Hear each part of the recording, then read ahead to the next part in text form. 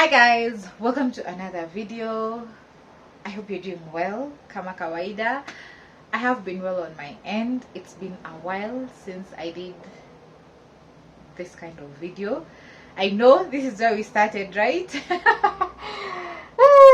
Anyway, in today's video I'll be sharing with you a very simple menu that I did while hosting some guests. So I was entertaining some guests and I just thought to myself, maybe I can share this with you. It's not your everyday recipe, or it can be, but basically I just went with a simple chicken pilau as the main dish.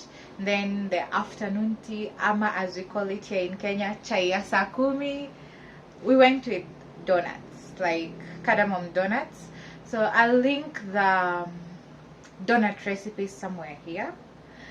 I did that in a different video kitambo kidogo, though I have improved the donut recipe. Yeah, as you cook you always improve your recipes, or I improve my recipes. Where I can change something, I always change. So I'll link the older version here. It's almost the same, just a few tweaks that I've made to that recipe, and the chicken pilau. So let's dive right into it. I started by making the donuts because they take a little bit of time. So yeah, let's do this. I have already rolled out the donuts and cut them into sizes, then let them proof. While they're proofing, I just started on the oil. You just heat your oil up to medium. Don't overheat your oil. And this is how I test mine. Just if it drops and it comes back after a while, it's ready. As you can see, by the time the oil is hot enough, the donuts have also doubled in size, so that when you dip them in the oil, it even doubles further, and it's light, airy, but holds shape.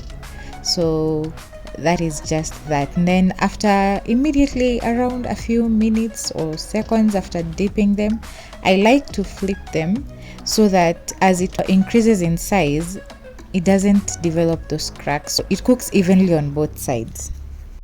Once one side is ready, I usually flip to confirm the other side is also my preferred color. Now here you can fry them to your preferred golden color, either a lighter version or a very deep and dark golden brown. So I like it quite medium, or sometimes very golden. It varies.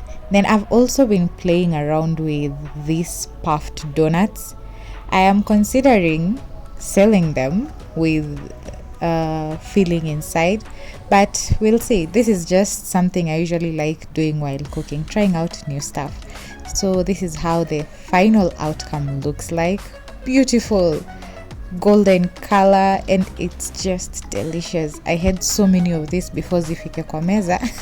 I don't know how many of us are like that. Then I immediately started on the chicken. I am using free range chicken, better known as kuku ya kienyeji, ama ni kuku kienyeji. So I have a plug ready. Then once they've already prepared it for me, I just come and give it a good rinse. And because I'm using free range, I prefer fast pressure cooking it, so that for around 15 to 30 minutes, so that it's tender and nice, and it's not tough while eating. For this recipe, if you're using the broiler chicken, you can skip this step. It's not mandatory.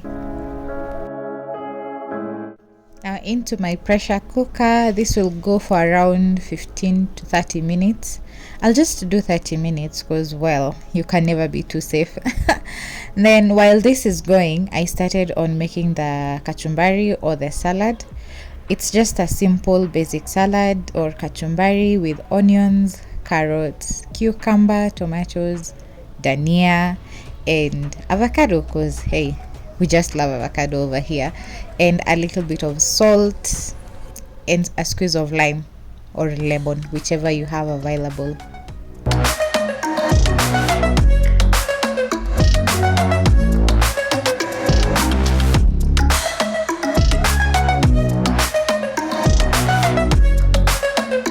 For the carrots, I just grated them, finely grated them, but it's up to you how you want it to appear. You can julienne or anything you want. Also for kachumbaris, it's usually very free. It's the forgiving bit of cooking. You don't have to do big chunks, you can do finer chunks. Then the avocado gods had me here. The avocados were so nice, zilinipenda. You see, avocado is that one thing that you can never be certain how it is on the inside, but this one's anyway.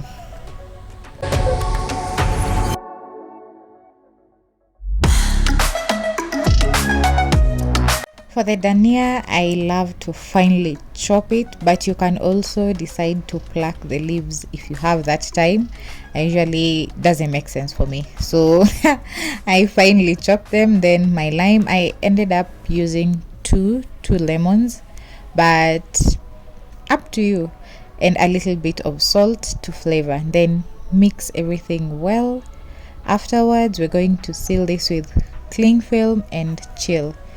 That is the pro tip for this video. Always chill your kachumbari. They're usually so nice, and this goes to the fridge until I'm ready to serve. Now onto the pilau. I started by deep frying the potatoes just to get a nice crunchy skin, but not to fully cook them. Then we start by cooking our pilau. Of course, oil and onions, finely chopped onions. We want to cook this until it's just nice and translucent. Once it's properly cooked, we'll go in with our ginger garlic paste, then cook this together for around a minute or two. Once this is done, we're going to start adding the spices now. Now I like adding cardamoms, like extra cardamoms in my pilau, and whole cinnamon sticks. You can skip this and just do the pilau masala only. I used both ground and whole pilau masalas just to give that extra punch. I feel whole spices are usually better than ground in some cases. I used 2.5 tablespoons of pilau masala grounded and 1 teaspoon of the whole spice. Then a little bit of salt, or just salt to flavor based on how you prefer it. At this point, I added the chicken because the spices have cooked. I let the spices cook for around 1 minute just to develop the flavors, then added in the meat. Now, if you didn't pre-boil your meat, you can just add them raw here and allow it to cook together with the spices alongside your potatoes. But since I pre-boiled mine, I just let it cook for around 1 minute as I ensure that everything is nice and coated. Then go in with the potatoes, do the same, and cover them for around 2 minutes so that it absorbs the flavors. Then we go to the next step. Remember to stir everything together. This is already around 50% or 80, let's say 20% cooked. So cover it. Now we want to add our rice. I add rice before I add water. And the reason why I do that is because the rice just fluffs up well. Like, it's amazing. So once you add your rice, you want to also mix it up as it coats everything, and it's just beautiful. Look at that. Just be gentle while you're doing this, because remember the potatoes are slightly cooked. You don't want to mash them. You don't want mashed pilau or that thing. You see, just mix everything nice before adding the water. And yes, I didn't use tomato paste. This is a Swahili pilau, not the Nairobi one. So I also just used the chicken broth as part of the rice water. Added 5 cups of water because I was using 2.5 cups of rice. Once done, this is the only part you have to taste your food and adjust your salt, because after this it cooks. So adjust your salt at this point if it's not how you want it. Then cover everything and let it cook until all is nice and dry. Look at that. It told you the rice will fluff up, and it's just moja moja, ama ni 1-1. The rice is so light, and this is nice. So after your pilau is cooked, you want to always mix it up first before you serve. Be gentle while doing this so that you don't mash your potatoes. Okay, yes, just I prefer doing this with a fork because I can know or find my way around it. So just mix everything nicely, then you can proceed to serve and enjoy the meal. It's always advisable to mix it up before serving because a lot of rice settles at the bottom of the cook pot. So you want to do this so that meat distribution is even. Si ati wengine watapakua nyama yote and other people don't get the meat. Though I cook my pilau with a lot of meat. Yeah, mine is usually a more protein based pilau. Anyway, now that I'm happy with it, let's plate this. Look at that. Yes, this was just plating, yeah, sampling. Sio ya wageni. Just look at that. It's just beautiful and delicious and everything that I can think of. To make it even richer, the meat was so tender. And of course, our side is kachumbari or salad or however you call it in your side, and a little bit of chili. Until next time, see ya! Oh, thank you for watching.